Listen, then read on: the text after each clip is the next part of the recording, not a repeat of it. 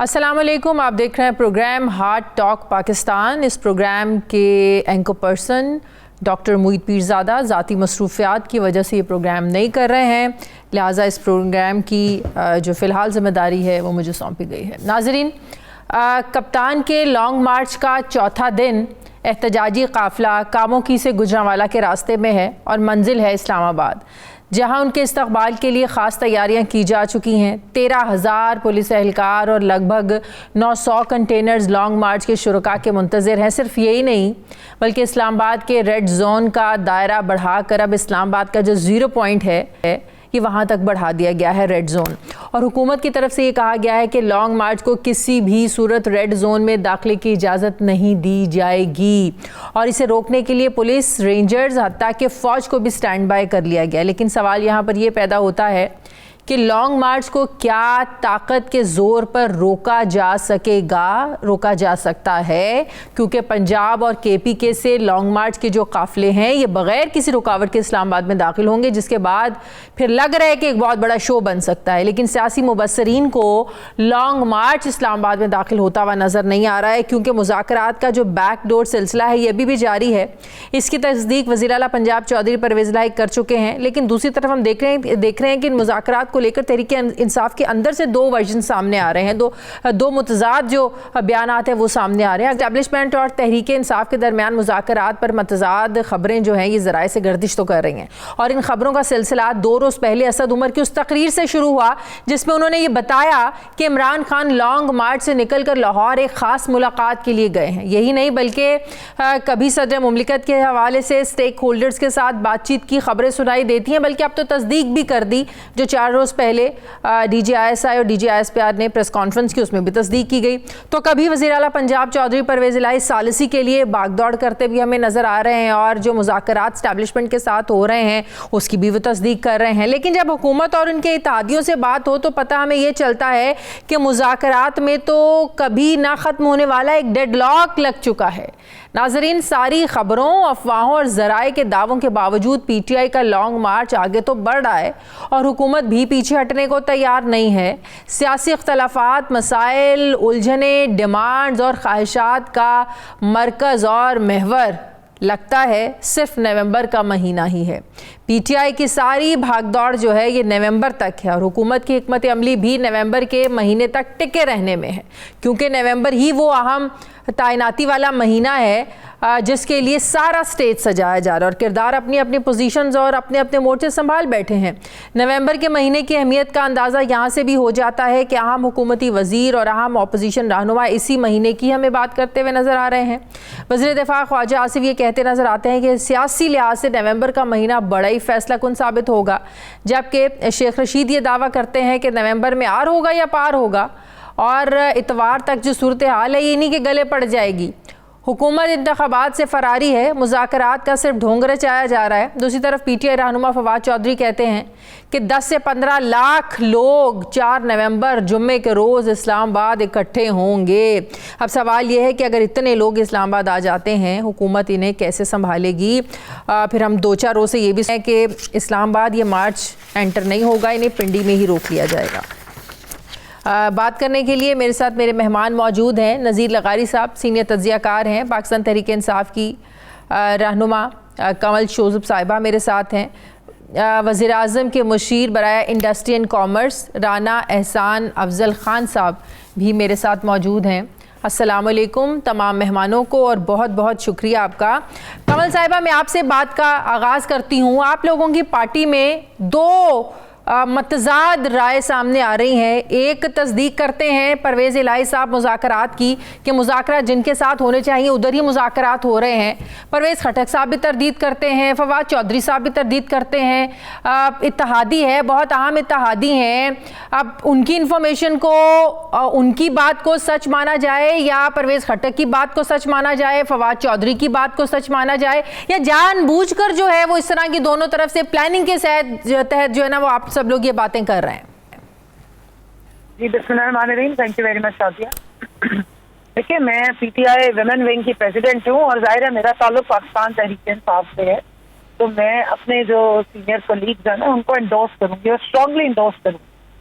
मगर मैं उनको ये नहीं कह रही उनकी अपनी जमात है, वो हमारे इत्तेहादी जरूर है लेकिन उनकी अपनी एक जमात है और एक अपनी भी आइडेंटिटी है, उसके मुताबिक वो चलते हैं। हो सकता है कि वो अपने तौर पे उन्होंने कोई बातचीत की हो और एंगेजमेंट करने की कोशिश की हो। मैं चौधरी परवेज इलाही साहब की बात कर रही हूँ। लेकिन जहाँ तक हमारी पार्टी का ताल्लुक है तो जो परवेज खट्टर साहब कह रहे हैं, फवाद चौधरी साहब कह रहे हैं और प्राइम मिनिस्टर साहब, एक्स प्राइम मिनिस्टर साहब अपने ट्वीट में बात कर रहे हैं, उससे बढ़ के तो मैं किसी को इंडोर्स नहीं करूँ। और साथ में मैं लेकिन आपके इतने बड़े अहम इत्तेहादी हैं परवेज इलाही साहब, क्या वो अपने तय मुज़ाकरात की कोशिश कर रहे हैं? और अगर हो रहे हैं तो पीटीआई का कोई अहम शख्सियत, कोई अहम बंदा उस मुलाकात में शामिल नहीं है? ज़ाहिर मुलाकात अगर उन्होंने करनी है, मुज़ाकरात करने हैं, तो आप लोगों के मसाइल चल रहे हैं ना। परवेज इलाही का तो कोई मसाइल नहीं, उनके तो कोई प्रॉब्लम्स नहीं चल रहे हैं। जवाब तो परवेज इलाही साहब दे सकते हैं, मेरे पास इसकी इंफॉर्मेशन नहीं है। लेकिन जहाँ तक हुकूमत के रवैये की बात है तो आप देख लें, दो राय हुकूमत और कंफ्यूजन वहाँ से है। जब एक वजीर आजम जो है वो एक कमेटी की तश्कील देता है, उसको नोटिफाई करते हैं और वजीर आजम की तर्जुमान है मिनिस्टर इंफॉर्मेशन है मरियम औरंगजेब, वो आके कल बैठ के एक बहुत बड़ी सी प्रेस कॉन्फ्रेंस करके कुछ और बयान देती है। तो कंफ्यूजन तो वहाँ है, घबराहट तो आपको वहाँ नजर आ रही है। हमारी कोई घबराहट भी नहीं, कंफ्यूजन भी नहीं, हमने लॉन्ग मार्च लेके चलना। नहीं, हुकूमत तो कह रही है कि मुज़ाकरात का पैगाम आप लोगों ने भेजा। उन्होंने तो वो कहते हैं मुज़ाकरात तो हो सकती है लेकिन आप लोगों की शराइत पर मुज़ाकरात नहीं हो सकते हैं। ऐसा नहीं हो सकता कि जो मुतालिबात आप रखें, जो शराइत आप रखें, उसी पर वो मुज़ाकरात करें। कल वज़ीर आज़म ने कहा, जब उन्होंने बताया तो उन्होंने कहा मिसाक मईशत पर बात करें, मिसाक जमहूरियत पर बात करें। ये आर्मी चीफ की तकर्री जो नवंबर में होनी है, उन्हीं का सवाबदीद है, उन्हीं का आईनी हक है। इस पर कोई बात नहीं होगी, इस पर कोई डायलॉग नहीं होंगे। इस पर आपने वजीर आजम, साबिक वजीर आजम इमरान खान की बयान सुन लिया है। उन्होंने बड़ा कैटेगोरिकली बयान किया और हकाइक भी हैं। शहबाज शरीफ साहब को तो ये नहीं पता होता है कि उन्होंने जो बयान देना है उसकी अप्रूवल मरियम से लेनी है, नवाज शरीफ से लेनी है या DHQ से लेनी है। तो उस बेचारे की तो इस तरह की हैसियत ही नहीं कि उनसे कोई मुज़ाकरात हो सके। इस हुकूमत जो खुद तक पुतली हो, जो खुद सिलेक्टेड इम्पोर्टेड हो, उनसे क्या बात होगी? खान साहब ने बड़ा कैटेगोरिकली बता दिया कि मुज़ाकरात उनसे हो सकते हैं जो मुज़ाकरात करने की पोजीशन।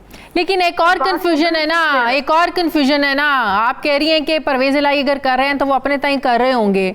परवेज खटक भी इसको तरदीद कर रहे हैं इस बात की और फवाद चौधरी ने भी की। लेकिन आपको शायद याद हो कि इमरान खान पैरेलल ये भी बात कर रहे हैं, जब उन्होंने वज़ीर आज़म शहबाज शरीफ की बात का जवाब दिया कि मेरी उनसे बातचीत चल रही है जिनके इशारों पर तुम चलते हो और जिनसे मिलने के लिए तुम डिग्गी में छुपकर जाया करते थे। मुज़ाकरात की तस्दीक तो वो भी कर रहे हैं। कन्फ्यूजन तो आप लोगों की पार्टी में है। बिल्कुल कन्फ्यूजन नहीं है, मैं आपकी कन्फ्यूजन यहीं पे और आवाम की दूर कर। देखिए, जो मुक़्तदर हल्के जो इन्हें लाए हैं और इनको मुसल्लत किया है, उनसे बात यकीनन हो सकती है और उन्हीं से ही बात होनी चाहिए, क्योंकि उन्हीं के जोरे बाजू पे ये ज्यादा छलांगे मारे।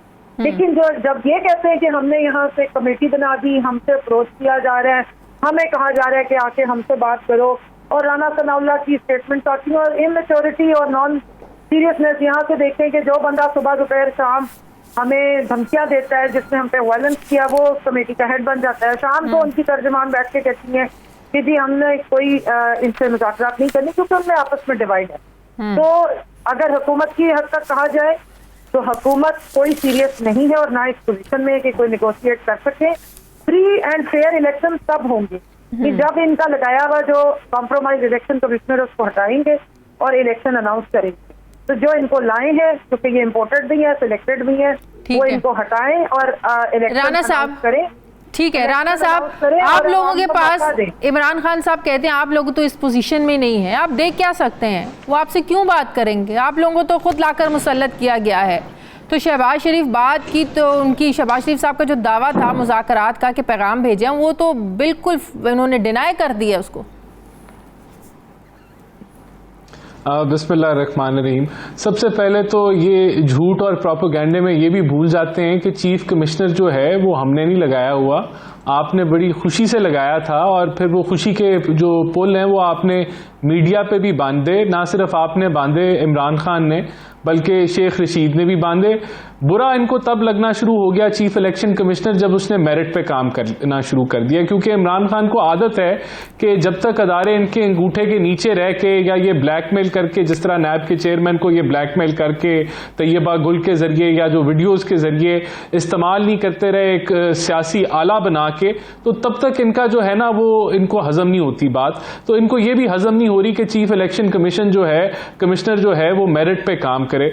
तो वो ये एक बात तो तय होगी। देखें, जहां तक मुज़ाकरात की बात है, इमरान खान एक तरफ तो बनते हैं बड़े आईनी, एक तरफ तो बनते हैं कि बड़ा उनका स्ट्रगल रहा 26 साल का, इक्तदार में वो आए गोदी में बैठ के, इनके अपने इत्तेहादी कहते हैं इनके नैपी चेंज करते रहे।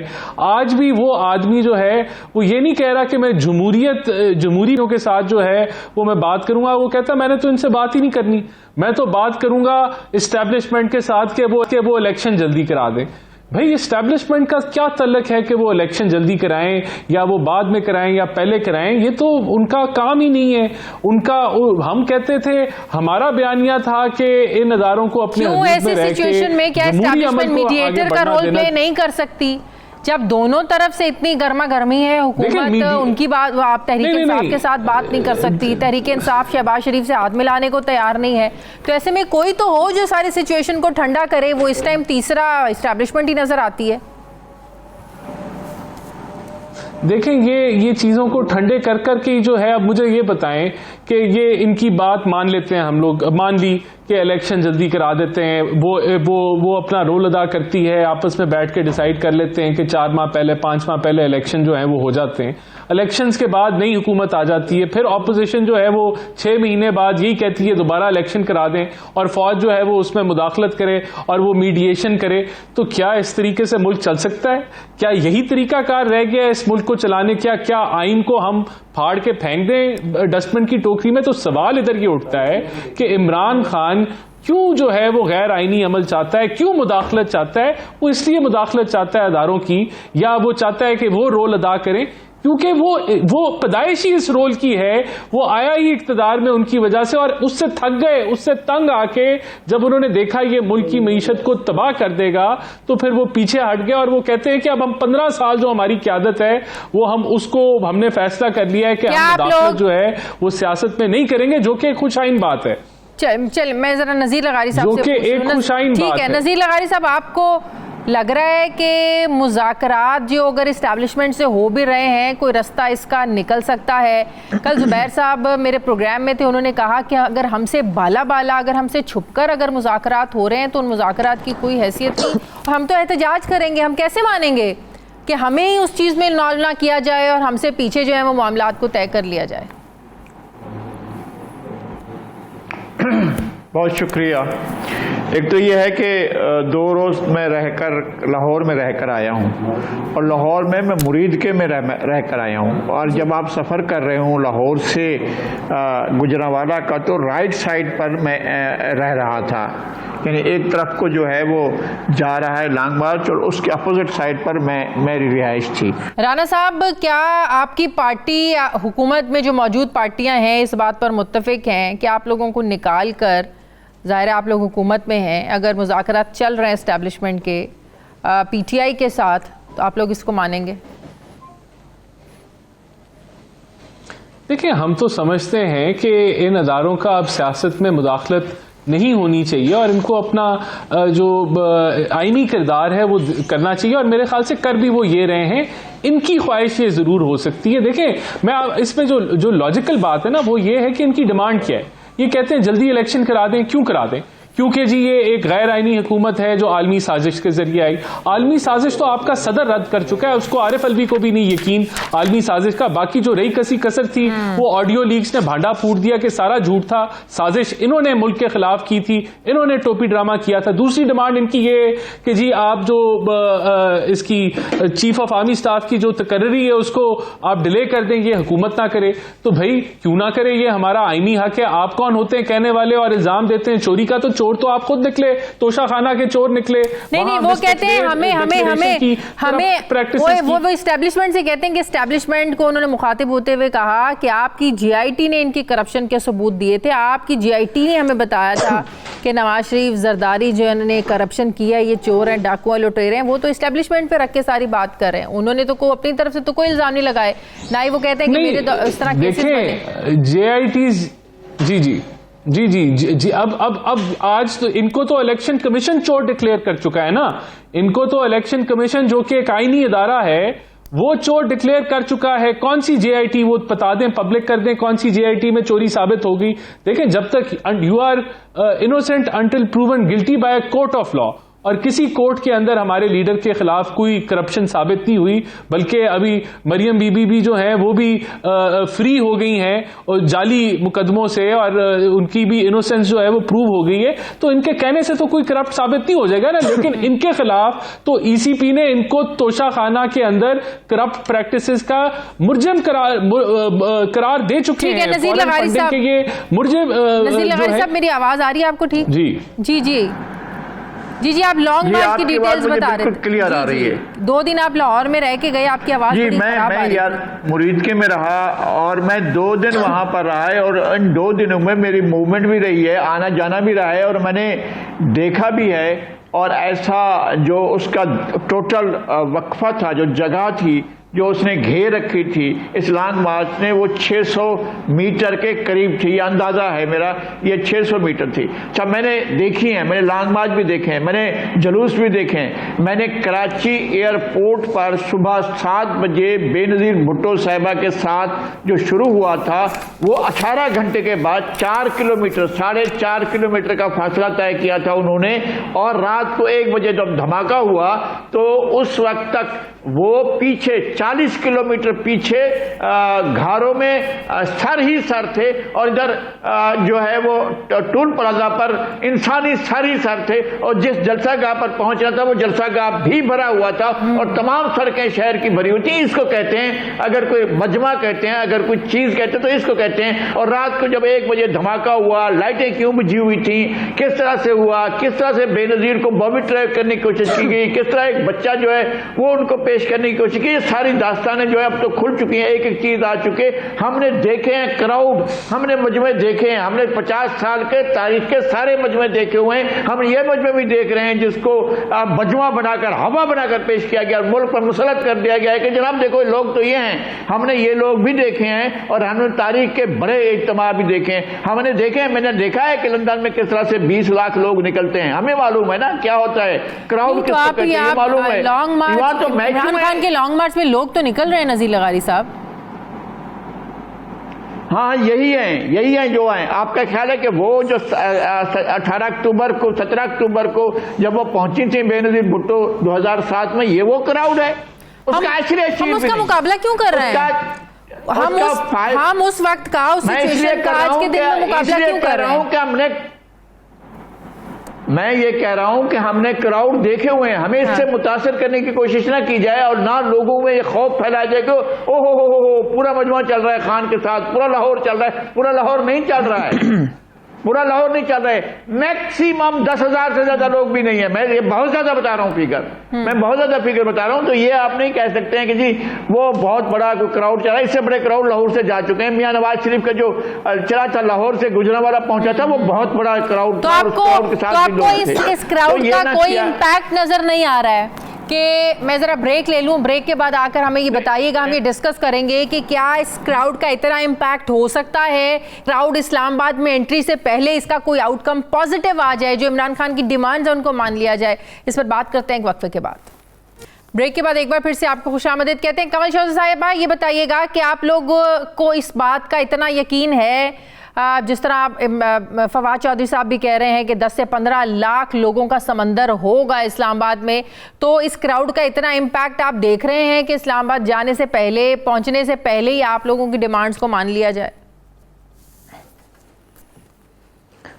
शाजिया, मैं ज़रा नज़ीर लगारी साहब को जवाब दे दूं। बेनज़ीर का दौर इन्हें बड़ा याद है, अच्छी बात है। मैं भी कराची में ही थी जब कारसाज का वाक़या पेश आया था, और माशाल्लाह 14 सालों के बाद भी उसकी इन्वेस्टिगेशन नहीं हुई। 8 मार्च की मार्च भी नज़ीर साहब को याद होनी चाहिए, जब फरजंदे बेनज़ीर साहिबा और जूनियर जरदारी साहब सिंध से लेकर मार्च निकले और आके इस्लामाबाद में ख़त्म किया, कहाँ पे टांग गई हैं। अब आप रिसेंट उस पे फिनोमेनास पे बात करें तो ज़्यादा अच्छा लगेगा। और दूसरा, आपकी बात मैं मान लेती हूँ कि कोई ऐसी बात नहीं है, 10,000 लोग आ रहे हैं, ठीक है, चलें, हमें लग रहा है कि बहुत ज़्यादा, आपको 10,000 लग रही हैं। 11,000 कंटेनर इस्लामाबाद में लाके क्यों खड़े कर दिए? आप तसल्ली दें ना आके, आप जरदारी साहब को तसल्ली दें, आप ये शहबाज शरीफ को तसल्ली दें, आप यहाँ पे जो राना सनाउल्लाह उनको बताएं फ़ोन करके कि भाई परेशान होने की ज़रूरत नहीं, मजमा है ही नहीं, रिलैक्स करो, उनको टाइम दे दो। जिस तरह हमने इनको आने दिया था, इलेक्शन कमीशन के सामने मरियम बीबी और फजलुर रहमान ने आके प्रोटेस्ट किया था, 2-2.5 हज़ार बंदा लेकर आ गए थे। उसके बाद फजलुर रहमान ने कितनी दफ़ा कॉल्स दी हैं, आपके जो बिलावल साहब हैं वो 8 मार्च को यहाँ लेकर आके फ्रेश इलेक्शन डिमांड करते रहे हैं उस वक्त वजीर आजम इमरान खान से। तो आप आने दें, किस बात की टेंशन है ना? आप हमें वहां पे एंट्री कब दे रहे हैं? हमने तो डी चौक पे इनको एक्सेस दी हुई थी, आपने तो पूरे इस्लामाबाद को रेड जोन डिक्लेयर कर दिया है। यहाँ पे फौज बुला ली है, यहाँ पे आपने एफसी बुला ली है, यहाँ आपने रेंजर्स बुला ली है, खंदके आपने खुदवाई हुई है, 11,000 कंटेनर बुला लिया है पूरे पाकिस्तान से। फिर डर किस बात का है भाई? डर क्यों रहे हैं? छोटा सा मजमा आने दें, जरा रिलैक्स करें। हाँ, और साथ में मैं बताऊंगी, अवाम का रिस्पांस देखना था। 17 जुलाई को देखा आपने, जब पंजाब ने इस कब्जा माफिया को से पंजाब को छुड़ाया और इन्हीं का इलेक्शन कमिश्नर मौजूद था। सारी डिस्क्रिपेंसीज जो हैं वो एक साइड पर हो गई जब टर्न आउट हो गया 53%। उसके बाद अभी जो अक्टूबर में इलेक्शन हुए, 6 जो है सीटें इमरान खान ने जीती, बावजूद इलेक्शन कमीशन के सारे ड्रामे के और इस झूठे तोशाखाना केस के। और कल कुरम एजेंसी से NA45 से 54% वोट इमरान खान को डला है। ये वो जगह है जहाँ पे उन्होंने जाके कोई जलसा नहीं किया, कोई कैंपेन नहीं की। अवाम तो आपको अपना फैसला सुना चुके हैं। राना साहब, मैं भी चाहूंगी कि कंवल साहिबा ने जो सवाल उठाए हैं बड़े दूसरा, मैं राना साहब को बता दूं, राना साहब को जवाब दे दूं।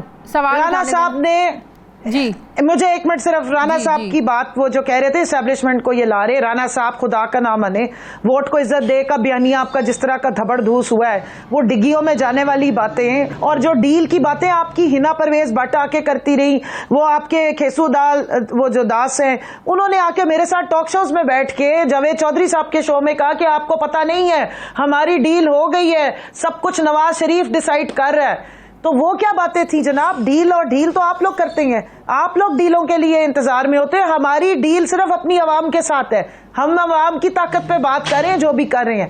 इमरान खान अगर इस वक्त बात करें तो आवाम की जोर पे करें। हमें उस तरह का क्यों निकाला? मुझे वाली लॉन्ग मार्च हम नहीं कर रहे जिसमें 10-20 गाड़ियां थी और रोते हुए हम फटाफट पहुंच गए थे। अब जरा जवाब ले, तो आप लोगों को लॉन्ग मार्च में बंदे की तो टेंशन लेना, रिलैक्स हो जाए सारे। ये इतना जी, देखिए, सबसे पहले तो मैं फिर वही रिपीट करूंगा कि झूठ और सच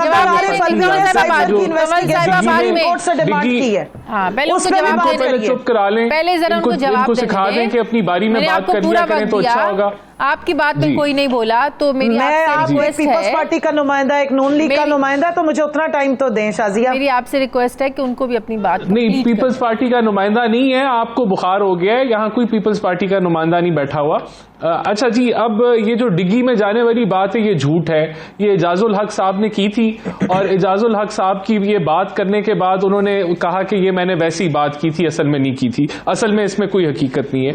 दूसरा, आपने कहा कि कोई पॉजिटिव इम्पैक्ट इस लॉन्ग मार्च का आ जाए और यानी कि इनकी कोई जो डिमांड्स हैं वो मान ली जाए, तो ये बिल्कुल नहीं आपको कहना चाहिए। इमरान खान की गैर आईनी डिमांड्स हैं, वो अगर मानी जाएंगी तो आप एक ट्रेंड सेट कर लेंगे कि छोटा सा जत्था या ऑपोजिशन चंद हजार लोग लेके या पॉपुलैरिटी को अपने करके वो जो है वो कहें इलेक्शंस अपने आईनी मुद्दत के मुताबिक नहीं, इलेक्शंस अपने आईनी मुद्दत के मुताबिक होने चाहिए और वो अगस्त 2023 को खत्म हो रही है और उसके मुताबिक अक्टूबर में जो है वो इलेक्शन होंगे। अच्छा। दूसरा, जो इन्होंने कहा कि ये हम परेशान, हमें क्या, हमने इतने कंटेनर क्यों कर लिए, क्योंकि ये कहते हैं कि हमने ईंट से ईंट बजा दी है। इमरान खान का बयान है, ये कहते हैं कि हम इतना अवाम लेके आएंगे फिर संभाला नहीं जाएगा और फिर जो है वो ये श्रीलंका बन जाएगा। जब आप थ्रेट्स देंगे, जब आप कहेंगे, पिछली दफा जिस तरह इन्होंने खूनी मार्च की बात की, फिर जो अली अमीन गंडापुर की वो जो हथियारों वाली बात है कि उन्होंने हथियारों का अरेंज किया हुआ और खुदा ना खास्ता कोई जो है प्लानिंग है कि कोई इस तसादुम हो जाए या कोई लाशें गिरें, तो फिर हुकूमत ने अपनी जो है वो रिट कायम करने के लिए इंतजाम करना होता है। वो इंतजाम हम कर रहे हैं। बाकी हमने ये भी कहा है कि अगर इनका ये इरादा है कि इन्होंने पीसफुल प्रोटेस्ट करना है तो वो उसको हम वेलकम करेंगे, लेकिन इनकी नीयत कोई नहीं है पीसफुल प्रोटेस्ट की। ये चाहते हैं ना कि आप लोगों ने कोई जगह डिसाइड की, आप लोगों ने कोई इन्हें बताया तहरीक इंसाफ कहाँ आकर बैठे? आप लोग तो जो रेड जोन का दायरा कार है उसकी जो रेंज है आप तो उसको बढ़ाते जा रहे हैं, रेड जोन को ही आप 0 पॉइंट तक ले आए हैं। बिल्कुल, देखें ये वहां की जो लोकल इंतजामिया है वो लॉ एंड ऑर्डर की सूरत हाल देखते हुए और जो हमें इंफॉर्मेशन आ रही है कि ये चाहते हैं कि यहाँ कोई असला, देखें वो अली अमीन गंडापुर की जो रिकॉर्डिंग है वो बड़ी रिवीलिंग है। वहां वो असला जो है वो इकट्ठा कर रहे हैं, वो पूछ रहे हैं कि बंदूकें हैं, अवेलेबल हैं, बंदे पूरे हो गए हैं। और फिर दूसरी बात ये, इस्लामाबाद पिंडी के बॉर्डर पे जब इस तरह की रिपोर्ट्स आएंगी तो हुकूमत ने अपना प्रीएम्प्टिव काम करना है। दूसरा, मैं 100% एग्री करूंगा, जब मैं ये लाहौर में जब ये लॉन्ग मार्च कर रहे थे तो मैं भी लाहौर में मौजूद था। मैं गुलबर्ग साइड और ये डिफेंस साइड पे था, फिर उसके बाद में चुबुर्जी गया। पता भी नहीं था कि कोई इस शहर में कोई मूवमेंट हो रही है या लॉन्ग मार्च हो रही है। आज भी जो इनका पूरा ये जो अभी जो 4 दिन गुजारे हैं, ये 200 मीटर या 300 मीटर के ऊपर लॉन्ग मार्च जो है जो चल रही है, जो किसी इस बात से डिसएग्री करूंगी, मैं यहाँ आपकी इस बात से डिसएग्री करूंगी। जिस दिन ये मार्च शुरू हुआ उसी दिन मैं भी वहाँ पर मौजूद थी लिबर्टी चौक में। उसी दिन मैंने प्राइम मिनिस्टर साबिक former prime minister Imran Khan का इंटरव्यू भी किया। मैं आपको बताऊं, लिबर्टी राउंड अबाउट से कलमा चौक का जो सफ़र है, ट्रैवल है 2-3 मिनट, इससे ज़्यादा नहीं है। और वो सफ़र उस दिन 3 घंटों में तय हुआ। तो जाहिर है लोगों का एक हुजूम था। वो कितना लंबा लोगों का एक हुजूम मैं था। डिफेंस में था, मैं गुलबर्ग में था, मुझे तो कुछ महसूस नहीं हुआ। वो मैं आपको यही कह रहा हूं कि जब ये इस्लामाबाद आएंगे तो तब भी अगर ये पुरअमन हुए तो हम इनको पार्क दे देंगे। किस पूरे इस्लामाबाद को भी नहीं महसूस होगा कि कुछ हो रहा है। और ये अपना नहीं, आपको कब पता चलेगा? बात ये इनको कब पता चलेगा आपको कि पुरअमन है या नहीं है? असेंबलियों में आए, कब इनको जगह देंगे, कब इनको क्लैरिफाई करेंगे, कब इनको आप लोग एनओसी देंगे? देखें, ये मैंने जिस तरह आपको पहले भी बताया है कि ये जो लोकल इंतजामिया इस्लामाबाद की है और इंटीरियर मिनिस्ट्री, वो लॉ एंड ऑर्डर सिचुएशन और जो थ्रेट्स जिस तरह के वसूल हो रही हैं, जो ऑडियो लीक्स मैंने आपको बताई गंडापुर साहब की, उनसे इनकी नीयत जो है बड़ी क्लियर है। आज वो जो इन्होंने बयान जमा कराया है उधर कोर्ट के अंदर, सफेद जवाब देने इनको पता ही नहीं था कि डी चौक नहीं आना, जबकि इन्होंने अनाउंस किया करोड़ रुपए के दौरान मार्च जब वो कंटेनर पे थे, खुशखबरी गोलियां खरीदी हैं सिविलियंस पे चलाने के लिए। मैं नज़ीर लगारी साहब की तरफ जाऊंगी। अब नहीं, वो गोलियां खरीदी गंडापुर साहब ने जरूर खरीदी है गोलियां। मैं आपकी तरफ मुझे नज़ीर लगारी साहब को भी इन्वॉल्व करने दें। नज़ीर लगारी साहब, आपकी तरफ ही कमल शोजत साहिबा ने सवाल फेंका था। उन्होंने कहा कि आपने कहा कि हमने माजी में बड़े बड़े एहतजाज भी देखे हैं, लॉन्ग मार्च भी देखे हैं। अगर वाकई इसमें चंद हज़ार बंदा है, हुकूमत को खौफ नहीं है, ख़तरा नहीं है, तो फिर तो हुकूमत को चाहिए कि इतनी खौफजदा ना हो, ना रेंजर्स बुलाए, ना फ़ौज को स्टैंड बाय रखे, ना आप इतने कंटेनर्स जो है ना वहाँ पर खड़े कर दें। फिर क्यों हुकूमत इतनी जो है ना वो तैयारियाँ कर रही है?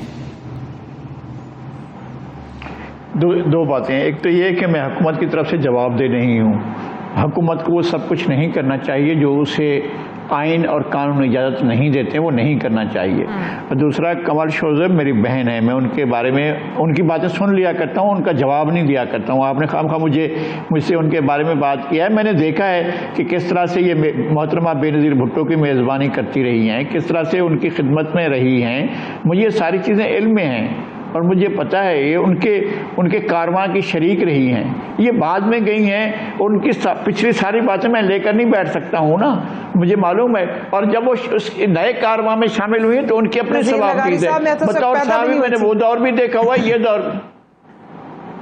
उनको बात करने दें कमल साहब, उनको बात मतलब ये बेनज़ीर, अच्छा चलें जी, आप अगर आप पैदा भी नहीं हुई तो मैं क्या कर सकता हूँ। आपने खुद कहा है कि मैं वहाँ मौजूद थी 18 अक्टूबर को, और आपने अभी कहा है कि आप उस वक्त पैदा भी नहीं होते। ठीक है, आप अपनी मर्जी है। लेकिन उनका नजरिया तो बदल सकता है ना, आज उनका नजरिया कुछ और है, कल अगर वो बीबी के साथ ही आज पीटीआई के नजरिए के साथ है, इमरान खान के नजरिए के साथ खड़ी थी। तो मैं क्लियर कर दूं, मेरी फैमिली पीपल्स पार्टी के साथ रही। नजीर लगारी साहब, मेरी तो फैमिली ने पीपल्स पार्टी के साथ पूरे जाले रहे हैं, लेकिन मैं डे 1 से पीटीआई में हूं, ये बात आप क्लियरली रख लें। और बीबी की मैं बहुत रिस्पेक्ट करती हूं, हमेशा से की है, वो मेरी आइडियल रही है। जी लगारी साहब, आपकी बहुत मेहरबानी। मैं आपका एहतराम करता हूं, इसलिए मैं आपको जवाब, आप जितनी भी बात करते हैं, जिस शो में भी करेंगे, मैं आपको जवाब नहीं दूंगा, इसलिए कि मेरे आपकी कदर है मेरे दिल में। तो एक बात तो ये है। दूसरी बात ये है कि खान साहब की सियासत पर मैं अगर तनकीद करता हूं तो ये मेरा राइट है, और मैं एक बतौर जर्नलिस्ट के मैंने PML-आइन पर भी की और शदीद तनकीद किया, और मैंने पीपल्स पार्टी पर भी की और शदीद तनकीद की है। तो इनको ज़ाहिर इस वक्त बुरा लगता होगा कि जब मैं इमरान खान साहब पर, उनकी पार्टी पर तनकीद करूं। मैंने नवाज शरीफ के क्राउड भी देखे हैं, और मैंने मोहतरमा बेनज़ीर भुट्टो के क्राउड भी देखे हैं, और मैंने जनाब इमरान खान साहब के क्राउड भी देखे हैं, और भी बहुत से क्राउड्स देखे हुए हैं। तो क्राउड्स की दहशत मेरे ऊपर नहीं है। मैंने दुनिया से बाहर भी जाकर क्राउड देखे हुए हैं कि कैसे होते हैं। खेलों के क्राउड इससे ज्यादा होते हैं जितने ये क्राउड साथ लेकर चल रहे होते हैं। खैर, इन तमाम बातों के अलावा हुकूमत को शहरी आज़ादियों का एहतराम करना चाहिए, और उनको वहां जाने देना चाहिए जहां जा रहे। पूरा अमन इज्तिमा सबका हक है, सबका राइट है, और वो पुरअमन इज्तिमा करें। लेकिन दायरे जहां मुतय्यन होते हैं ना, जहां आपको आइन कोई बात करता है, जहां आपको कानून रोकता है, तो आपको उसको फॉलो करना पड़ेगा। यानी ये क्या बात हुई कि आपने खुद बजाते खुद अपोजिशन के जो तजवीज़ें थी, जो आईनी तौर पर बाइंडिंग थी इनके लिए भी और अपोजिशन के लिए भी, अपने अपने नाम पेश करें। तो अपोजिशन ने जो नाम पेश किए थे वो तो इन्होंने मुस्तरद कर दिए थे, अपना ही नाम इसको कबूल किया, नोटिफाई किया। यही जो इलेक्शन कमीशन है खान साहब की तजवीज़ पर बने थे, और आज सुबह से नहीं बल्कि रोजाना हर सुबह उठकर उनको तबाराबाजी करते हैं। ये तो चीफ इलेक्शन कमिश्नर के पास ये पावर है कि वो तौहीन अदालत को नोटिस दें, और तौहीन अदालत पर बाकायदा सजा दे सकते हैं, और उस सजा देने पर भी डिस्क्वालिफिकेशन हो सकती है। ऐसा नहीं है, और वो रोजाना उनकी करते हैं, तौहीन भी करते हैं, तजलील भी करते हैं, तहकीर भी करते हैं। और वो बड़ी काठी का आदमी है कि वो इस सबको रोजाना सुनता भी रहता है और सारी बातें बर्दाश्त भी करता रहता है। ये सारी सूरत है। मैं जरा ब्रेक ले लूं, ख्याल में इदारों की जो खुद मैं जरा ब्रेक ले लूं। ब्रेक के बाद कमल साहब, होंगी जी खान साहब ने जो आज एक ट्वीट की है कि GT रोड पर हमारे मार्च के हमरा अवाम का समंदर है। मैं 6 महीने से मुल्क में एक इनकलाब का मुशाहिदा कर रहा हूँ। सवाल ये है कि आया ये बैलेट बॉक्स के ज़रिए नरम होगा या खून रेजी के ज़रिए तबाहकुन? जब आप लोगों की अपनी पार्टी की तरफ से आपके चेयरमैन खुद खून रेजी के ज़रिए इस तरह के इनकलाब की बातें करेंगे, खून रेजी की पॉसिबिलिटीज़ की बात करेंगे, तो सवाल तो उठेंगे। वापस आते हैं वक्फे के बाद। ब्रेक के बाद एक बार फिर से आपको खुशामदीद कहते हैं। कमल साहब, मैंने ब्रेक पर जाने से पहले वो ट्वीट इमरान खान साहब की आपको पढ़कर बताई कि वो किस तरह कह रहे हैं कि आया ये बैलेट बॉक्स के ज़रिए नरम होगा या खून रेजी के ज़रिए तबाहकुन। तो क्यों आप लोग ये बार बार इस तरह के खूनी मार्च, खून रेजी, इनकलाब, इस तरह की बातें करके इस तरह के जेस्चर्स दे रहे हैं? तो फिर आप लोग कहते हैं कि हुकूमत कंटेनर्स क्यों खड़े कर रही है, हुकूमत फ़ौज को क्यों स्टैंड बाय रख रही है, हुकूमत क्यों इतनी तैयारियाँ कर रही है?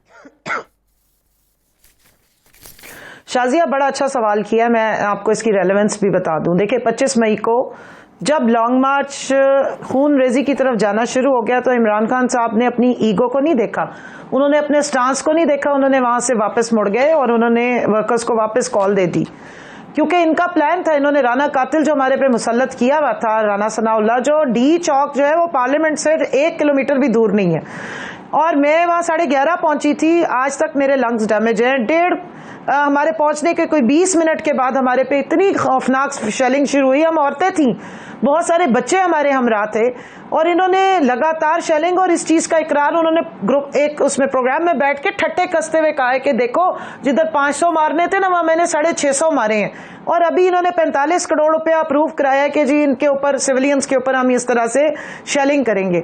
तो अब नजीर लगारी साहब जो अभी आप बयान कर रहे थे, देखें इन्होंने हमारे दौर में कितनी दफा आके इस्लामाबाद में प्रोटेस्ट किया, हमने तो सारे रास्ते खोल दिए, इनको कभी रोका नहीं। चले, पहले तो आप मेरे सवाल का जवाब दे दें। पहले खान साहब ने अपना धरना, अपना लॉन्ग मार्च इसलिए कॉल ऑफ किया कि उन्हें डर था, उन्हें खौफ था कि लोगों की जानें ना जाएं, खून रेजी ना हो, क्या अब वो डर खौफ सब कुछ खत्म हो गया है? क्या इस्लाम अब ऐसा कोई डर खौफ नहीं है कि इस्लामाबाद जब आप लोग एंटर होंगे तब भी जी मुझे राना सनाउल्लाह ये सब कुछ कर सकते हैं? जी शाजिया, मैं ज़रा मुझे बात कंप्लीट करने दें। देखिए, खान साहब ने जिस कॉन्टेक्स्ट में किया है, अवाम बैलेट बॉक्स का इस्तेमाल करके 12 अपनी चॉइस बता चुकी है। इमरान खान वो लीडर है जिसको तूलो अर्ज में पाकिस्तान में वोट पड़ता है और वो हर जुबान, हर कल्चर और हर सूबे से इलेक्ट हो रहा है। हर जगह से उसको लोग जो है अवाम उस पर ट्रस्ट करके उनको वोट डाल रहे हैं। इस वजह से उन्होंने उनको एक जो एग्रेशन था या अवाम के अंदर एक स्ट्रेस था, उसको उन्होंने कन्वर्ट किया एक पॉलिटिकल मूवमेंट में। उसको कोई खून रेजी की तरफ नहीं लेके गए। एक लीडर का काम ही यही होता है कि वो अपना सारा स्ट्रेस जो है वो वेंट आउट कर देते हैं जब इस तरह का इज्तिमा होता है। और बड़े ऑर्गेनाइज्ड हमारे जलसे रहे हैं, सारी फैमिलीज आती हैं, बच्चे आते हैं। इस वक्त भी हमारी लॉन्ग मार्च में खवातीन भी शामिल है, बच्चे भी शामिल हैं, बुजुर्ग भी शामिल हैं। तो खून रेजी की तरफ अगर ले जाना होता तो 10 मार्च की रात को आवाम निकली थी। खान साहब तो नहीं निकले थे, ना हमने कहा था कि निकलो। उस वक्त अगर खून रेजी की तरफ ले जाना होता बड़ा आसान काम था, चोट ताजी ताजी थी, लोग तैयार थे। उस सारी मूवमेंट बनाने का मकसद ही यही है कि मुल्क में खून रेजी ना हो, डिस्टेबलाइजेशन ना हो। अब ये इन पे डिपेंड करता है कि ये आवाम का टेस्ट कब तक लेंगे। 200 दिनों का इनकी इकोनॉमिक रिपोर्ट आई है। जो कमल साहब गंडापुर साहब की जो ऑडियो सामने आई है, और दूसरा ये ऑडियो मेरे सवाल का जवाब दीजिए। जो उनकी ऑडियो मैं वही पूछ लगी हूँ कि आप लोग अपनी सिक्योरिटी के लिए, अपनी हिफाजत के लिए सब कुछ कर रहे हैं कि आगे से अगर कुछ आएगा इनका जवाब पत्थर से देंगे? हम तो जी निहत्ते आए थे पहले भी, सारी हमने जो हमारे साथ सलूक इन्होंने किया था वो किया है। केपी में तो असला लाइसेंस रखना आपकी आइन के मुताबिक है, कोई वो आइन के खिलाफ तो नहीं है। देखिए, गार्ड्स तो उस वक्त भी लोगों के साथ थे, लेकिन किसी ने कोई फायरिंग की? सिविलियंस की मौजूदगी में कौन फायरिंग करता है? किसको जरूरत है इस सारे तमाशे करने की? इनको ये चीजें चाहिए, हमें तो नहीं ये चाहिए। हमने तो आपको दिखा दिया है कि अवाम हमारे साथ है। 4 दफा अवाम ने अपना रिजल्ट बता दिया, 3 दफा इलेक्शंस में उन्होंने वोट डाल के, और एक ये लॉन्ग मार्च जो इनको शायद छोटा लग रहा है, लेकिन मैं क्योंकि उसका हिस्सा रही हूँ, मुझे पता है कि वो अवाम है। राना साहब, आप इस चीज का जवाब दें, खवातीन सब साथ, आप लोग इस चीज को कैसे इंश्योर करेंगे कि लॉन्ग मार्च अगर इस्लामाबाद पहुंचता है, अगर पहुंचता है, तो एक आम शाजिया, एक चीज इनको मैं बताना चाहती हूँ कि अवाम इनके साथ नहीं है, ये इसलिए बुखलाए हुए। लेना, मेरे सवाल का जवाब उनको देने दें। अगर इस्लामाबाद लोग पहुंचते हैं तो आप लोग एक आम बंदे की ज़िंदगी डिस्टर्ब ना हो, इस्लामाबाद के शहरियों की, वहाँ के लोगों की, ज़ाहिर दफातर हैं, स्कूल हैं, यूनिवर्सिटीज़ हैं, हॉस्पिटल्स हैं, इस चीज़ को कैसे इंश्योर करेंगे कि एक आम बंदे की ज़िंदगी को इम्पैक्ट नहीं होना चाहिए? देखिए, सबसे पहले तो मैं थोड़े से ज़रा हकायक आपके सामने रख दूँ। अभी जब ये नाअहल डिक्लेयर हुए तोशा खाना वाले केस के अंदर, तो इलेक्शन कमीशन के बाहर इन लोगों ने जलसा जुलूस किया, वहाँ मुजाहरा किया, किसी ने नहीं रोका, और वहाँ भी इनके बॉडीगार्ड ही थे जिन्होंने फायरिंग की। और पहली दफ़ा मेरे ख्याल से उस रेड जोन के अंदर फायरिंग हुई। तो इनका जो रिकॉर्ड है ना, वो बड़ा काला है, ब्लैक है। उधर केपी की पुलिस से के गार्ड से फायरिंग करवाई, यानी कि ये तो हमें याद कराते ना कि 25 साल पहले सुप्रीम कोर्ट पे हमलावर हुए, फलाना ढिमकाना। इन्होंने तो अभी कुछ चंद दिनों की बात है कि इलेक्शन कमीशन के बाहर फायरिंग की। तो इनको अपना माजी जो है ना, नहीं वो भूलना चाहिए कि हम निहत्ते और बिल्कुल आए। इन्होंने इस्लामाबाद जलाया 25 मई को, दरख्त जलाए, तोड़ फोड़ की, सब कुछ वो किया जो कि एक जत्थे से आप एक्सपेक्ट कर सकते हैं कि वो करे। देखिए, हम आपका सवाल कि इनको पुरअमन तरीके से, बिल्कुल, अगर हमें ये इस चीज़ की रियलाइजेशन ये करवा देते हैं कि ये, और अब वो जो है बड़ा क्लियर है, ये इस पे सुप्रीम कोर्ट की भी डिसीजन है कि इस्लामाबाद में अगर आपने कोई प्रोटेस्ट करना है या आपने कोई धरना देना है तो वो क्या उसके तरीक़ाकार हैं और किस तरीके से करना है। तो हम कोर्ट के पाबंद हैं, हम उसके मुताबिक इन चीज़ों को अलाउ करेंगे।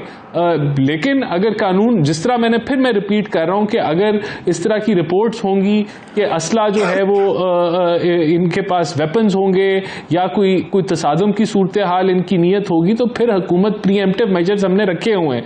अभी तक ये कर रहे हैं ना लॉन्ग मार्च, कोई रुकावट नहीं है, कोई रोक थोक नहीं है, क्योंकि अभी वो अपने सूबों से गुजर रहे हैं। कैसे रुकावट हो सकती है? पंजाब में ये बैठे हैं, कश्मीर में ये बैठे हैं, केपी में ये बैठे हैं, अभी तो रुकावट हो भी नहीं सकती ना।